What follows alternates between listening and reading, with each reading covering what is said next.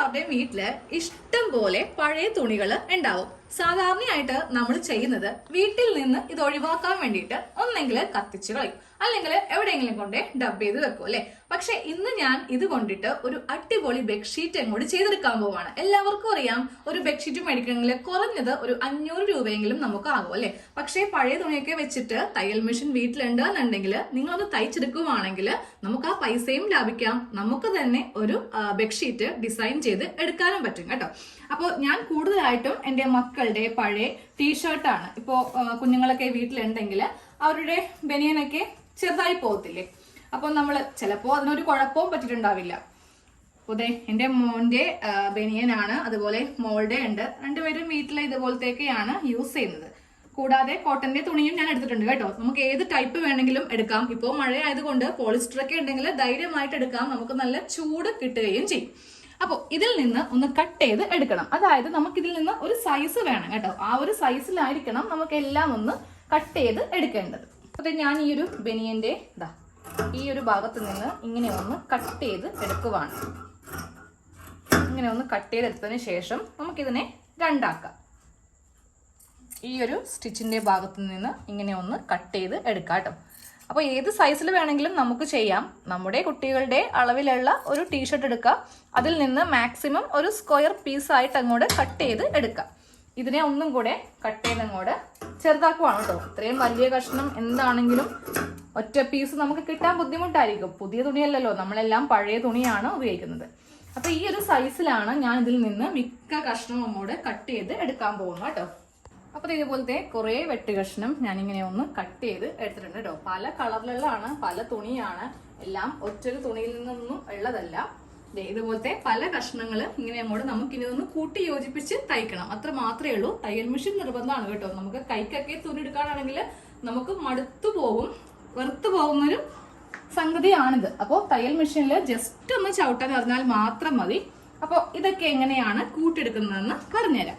ആദ്യമേ ഒരു കഷ്ണം ഇങ്ങനെ ഒരു സ്ക്വയർ പീസ് ഇങ്ങനെ അങ്ങോട്ട് വെക്കാം.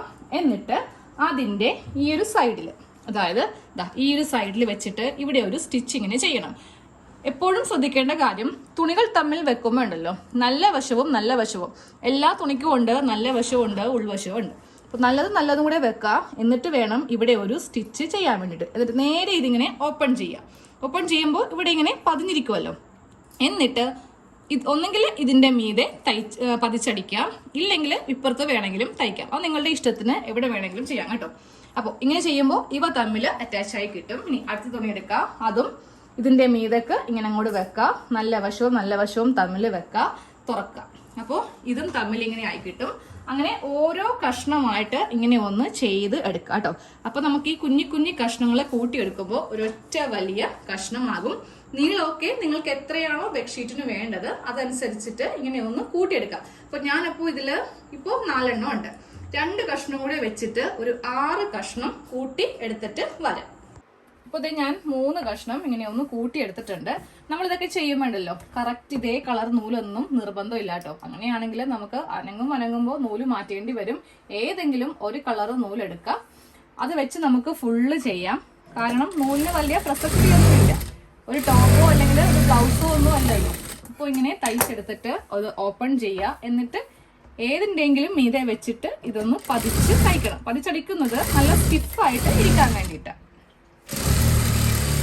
അപ്പോൾ നമ്മുടെ ആദ്യത്തെ ലെയർ ഞാനൊന്ന് ചെയ്ത് കണ്ടിട്ടുണ്ട് കേട്ടോ. ഈ ടേബിളിൽ കൊള്ളില്ല, ഇത്രയും വീതിക്കാണ് ബെഡ്ഷീറ്റ് എന്ന് പറയുമ്പോൾ നമുക്ക് അത്യാവശ്യം ഇതിന് ലെങ്ത്തും വിഡ്ത്തും വേണമല്ലോ. അപ്പോൾ ഫസ്റ്റ് ലെയർ ആയിട്ടിട്ട് ഇനി ഇതുപോലത്തെ എത്ര ലെയർ വേണമോ അത്രയും ചെയ്തെടുക്കാം. അപ്പൊ ഞാൻ എന്തായാലും ഒരു 5-6 എണ്ണം വരെ ചെയ്യുന്നുണ്ട്. എന്നാലേ നമുക്ക് ഒന്ന് പുതക്കാനോ അല്ലെങ്കിൽ ബെഡിലൊന്ന് വിരിക്കാനോ പറ്റുള്ളൂ. അപ്പൊ ഞാൻ ആദ്യം കാണിച്ചില്ലേ, അതേപോലെ തന്നെ 6 പീസ് സെയിം, അതിലൊന്നും വ്യത്യാസമില്ല. ഇപ്പൊ നിങ്ങൾ വിചാരിക്കും സെക്കൻഡ് ലെയർ ചെയ്യുമ്പോൾ എന്തെങ്കിലും മാറ്റം ഉണ്ടാവുമെന്ന്. ഇതാ കണ്ടില്ലേ, ഇതുപോലെ ഇങ്ങനെ ഞാനിപ്പോ പല കളേഴ്സ് ഇടയിൽ വരാൻ വേണ്ടിയിട്ട് ഇങ്ങനെ ഇവിടുന്ന് ഒന്ന് സെറ്റ് ചെയ്തിട്ടാണ് തയ്യൽ മെഷീനിലേക്ക് പോകുന്നത്. നമ്മൾ ഇങ്ങനെ ചെയ്യാതെ എല്ലാ തുണിയും കൊണ്ട് അവിടെ കൊണ്ട് ഇടുവാണെങ്കിൽ നമുക്ക് ആദ്യം കിട്ടുന്നത് നമ്മൾ അനുസരിച്ച് ചെയ്യും. അപ്പോൾ പിന്നെ കാണാൻ ഒരു ഭംഗി ഉണ്ടാവില്ല. ഡിഫറെന്റ് കളേഴ്സ് ആയിട്ട് വന്നാലേ നമ്മുടെ ബെഡ്ഷീറ്റ് കാണാൻ വേണ്ടിയിട്ട് ഒരു ഭംഗി ഉണ്ടാവുള്ളൂ. അപ്പൊ ഇനി ഇതും കൂടെ ഒന്ന് ചെയ്ത് എടുക്കാൻ പോവാം. ഇങ്ങനെ അങ്ങോട്ട് എല്ലാം ഒന്ന് ചെയ്തെടുക്കണം കേട്ടോ. അപ്പൊ ഇങ്ങനെ ഓരോ ലെയേഴ്സ് ആയിട്ട് തയ്ച്ച് ഇങ്ങനെ എടുത്തിട്ടുണ്ട് കേട്ടോ. ഒന്നൊന്നിങ്ങനെ കൂട്ടി കൂട്ടി എടുത്തിട്ടുണ്ട്. ഇനി നമുക്കിത് എല്ലാം കൂടെ ഒന്ന് കൂട്ടണം. അതെങ്ങനെയാണെന്ന് കാണിച്ചിടാം. ആദ്യമേ ഒരു കഷ്ണം ഇങ്ങനെ വെക്കാം, അതിന്റെ മീതെ വേറൊരു കഷ്ണം വെക്കാം. ഇനി വെക്കുമ്പോൾ ഇങ്ങനെ വെച്ചിട്ട് വേണം തയ്ക്കാൻ വേണ്ടിയിട്ട്. അതായത് ഈ രണ്ട് ഭാഗം ഇങ്ങനെ ലെവൽ ചെയ്യുക, എന്നിട്ട് ഇവിടെ നിന്ന് ഇങ്ങനെ തയ്ച്ച് അറ്റം വരെ തയ്ച്ചെടുക്കാം. അപ്പൊ നമുക്കിതിങ്ങനെ തയ്ച്ചിട്ട് ഓപ്പൺ ചെയ്യുമ്പോൾ ഇവ തമ്മിൽ ഇങ്ങനെ നമുക്ക് റെഡി ആയിട്ട് കിട്ടും. ഇനി അടുത്ത പീസ് എടുക്കാം, ഇതിന്റെ മീതക്ക് വെക്കാം. വെക്കുമ്പോൾ എപ്പോഴും നല്ല വശവും തമ്മിൽ വെക്കാൻ വേണ്ടിയിട്ട് ശ്രദ്ധിക്കണം കേട്ടോ. ഇങ്ങനെ വെക്കാം, എന്നിട്ട് ഇത് ഓപ്പൺ ചെയ്യുമ്പോൾ ഇവ തമ്മിൽ ഇങ്ങനെ കൂടിയിരിക്കും. അപ്പോൾ പല പല തുണി കൊണ്ടുള്ള നല്ല ഭംഗിയുള്ള ഒരു ബെഡ്ഷീറ്റ് നമുക്ക് റെഡിയാക്കി എടുക്കാം. അപ്പോൾ നമ്മുടെ ബെഡ്ഷീറ്റ് ഇപ്പോൾ നല്ല വലുതായിട്ട് കിട്ടിയിട്ടുണ്ട് കേട്ടോ. ഞാൻ അവസാനം കാണിച്ചു തരാം. ഇതാ കണ്ടില്ലേ, എല്ലാം കൂടെ ഞാനിങ്ങനെ ജോയിൻ ചെയ്തിട്ട് ഒറ്റ ഒരു പീസാക്കി എടുത്തിട്ടുണ്ട്. ഇനി നമുക്ക് ഇതിൽ അവസാനത്തെ പണി എന്ന് പറയുന്നത് ഇതിന്റെ ബോർഡർ ഒന്ന് സ്റ്റിച്ച് ചെയ്യണം. ഒന്നെങ്കിൽ നിങ്ങൾക്ക് ഇത് ഇങ്ങനെ ഒന്ന് മടക്കി തയ്ക്കാം, പക്ഷെ അതത്ര വലിയ ഭംഗി ഉണ്ടാവില്ല കേട്ടോ. നമ്മൾ ജസ്റ്റ് ഇങ്ങനെ മടക്കി തയ്ക്കുവാണെങ്കിൽ കാണാൻ ഒരു ഭംഗി ഉണ്ടാവില്ല. നമ്മുടെ കയ്യിലുള്ള കട്ട് പീസ് വെച്ചിട്ട് നമുക്ക് ഭംഗിയായിട്ട് ഒരേപോലത്തെ കട്ട് പീസ് അത് വെച്ചിട്ട് ഈ 4 വശം കൂടെ ഒന്ന് തയ്ക്കണം.